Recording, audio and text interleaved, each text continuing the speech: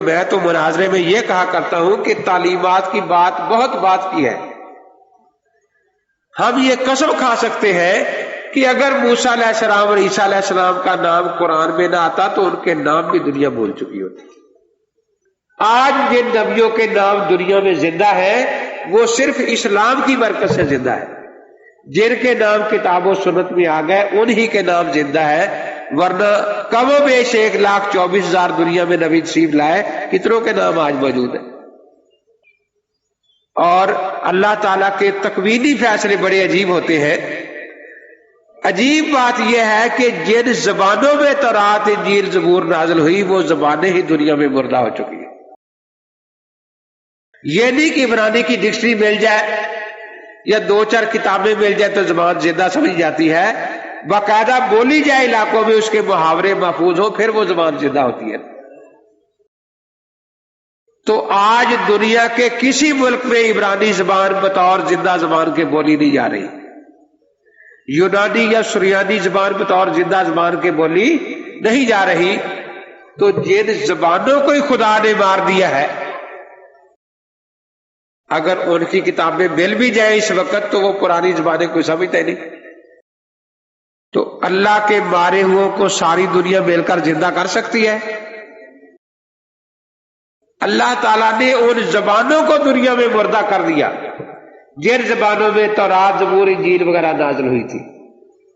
اب تو وہ خشک چشمے ہے، لیکن کچھ احمق جو ہے وہ وہاں کی ریت کو پانی کی چمک سمجھ کے جا رہے ہیں اور پیاسے بھرتے جا رہے ہیں. آج آب حیات کا ایک ہی چشمہ ہے جس کا نام قرآن پاک ہے، اور دینی زندگی کے لیے ایک ہی آب حیات ہے اور کوئی چیز دنیا میں موجود نہیں ہے. تو اللہ تبارک و تعالیٰ نے ان زبانوں کو ہی دنیا میں مار دیا. وہ کتابیں دنیا سے مٹ چکی، ختم ہو گئی. اس لیے اب تو ان کے نام باقی ہے نا، صرف ان کے نام پر جعلی لکھی ہوئی ہے. تو تیسری بات یہ تھی کہ بھئی پیغمبر کو ماننے کا فائدہ تو جب ہونا کہ اس کا پیغام محفوظ ہو، پھر ہم وہ پیغام سن کر اس کو عمل کریں اور اللہ تعالیٰ کو راضی کر لیں. تو اگر پیغمبر کا نام یاد ہے اور پیغام محفوظ ہی نہیں تو پھر ہم اللہ کی بندگی کر سکتے ہیں؟ تو کتنے پیغمبر ہیں جن کی تعلیمات آج مکمل شکل میں محفوظ ہے؟ جی ایک ہی حضرت محمد الرسول اللہ صلی اللہ تعالی علیہ وسلم، ایک ہی پیغمبر ہیں جن کی تعلیمات آج دنیا میں محفوظ ہے. تو 3 سوال ہو گئے نا، جواب آ گئے کہ ساری دنیا کے نبی ہونے کا دعویٰ کتنے نبیوں نے کیا؟ وہ نبی جس کی دلیل نبوت اور معجزہ آج بھی دنیا میں موجود ہے وہ کتنے نبی ہیں؟ اور وہ نبی جن کی تعلیمات، لائی ہوئی تعلیمات آج بھی محفوظ ہے، ایک نقطہ بھی گم نہیں ہوا، وہ کتنے نبی ہیں؟ ایک یہ حضرت محمد الرسول اللہ صلی اللہ تعالی علیہ وسلم. تو ان سوالوں کا جواب اسلام کے سوا کسی دین کے پاس نہیں. اس لیے الحمدللہ ہم جو کہتے ہیں کہ اسلام ہی دین برحق ہے، یہ علی وجہ البصیرت کہتے ہیں. صدر نے کہا کہ ایک چوتھی بات بھی حل ہو جائے تو پھر سارے شبے ختم ہو جائے.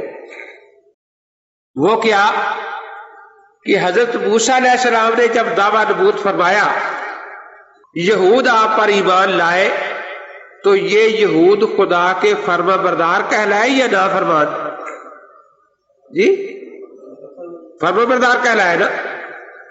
ان کے بعد جب عیسیٰ علیہ السلام تشریف لے آئے تو یہودیوں نے عیسیٰ علیہ السلام کو نہیں مانا. کل تک یہودی جتنے عقائد کی وجہ سے خدا کے فرما بردار تھے، آج وہ سارے عقیدے ماننے کے باوجود خدا کے نافرمانوں میں شمار ہو گئے، کیونکہ حضرت عیسیٰ پر ایمان.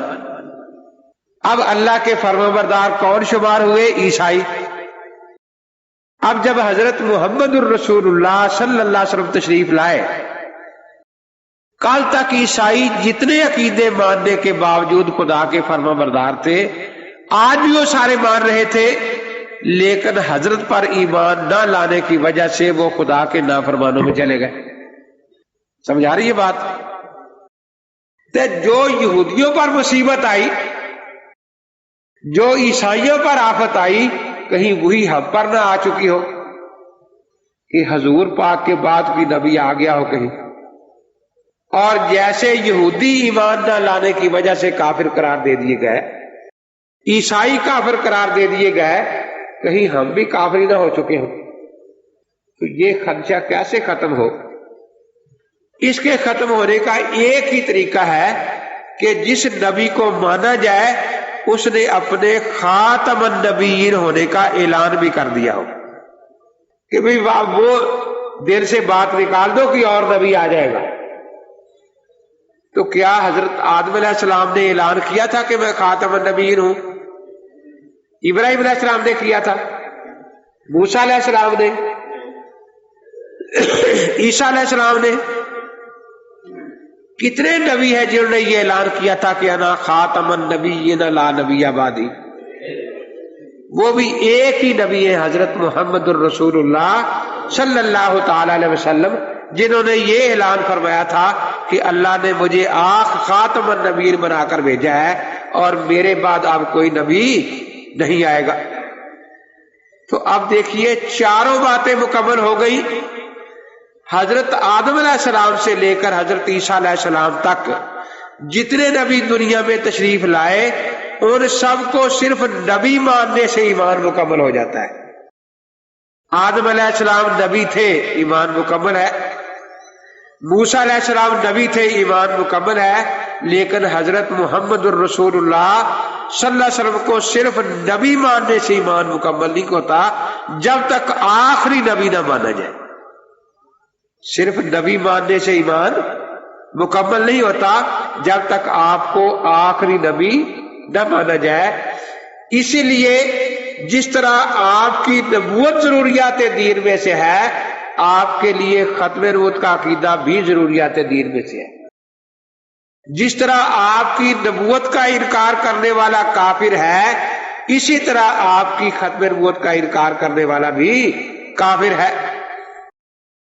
سیدنا امام اعظم ابو حنیفہ رحمۃ اللہ تعالی علیہ سے کسی نے مسئلہ پوچھا کہ حضرت ایک آدمی کہتا ہے میں نبی ہوں،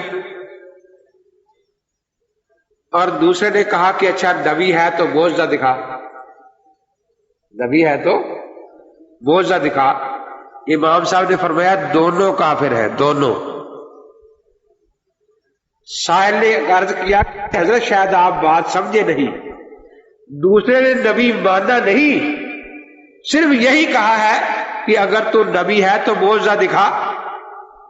امام صاحب نے فرمایا کہ یہ کہنا معجزہ دکھا یہ ختم نبوت کا انکار ہے، اس لیے اتنا کہنے سے وہ کافر ہو گیا. اس کو نبی ماننا ضروری نہیں کافر ہونے کے لیے، ختم نبوت کا انکار کر دینا ہی کفر ہے.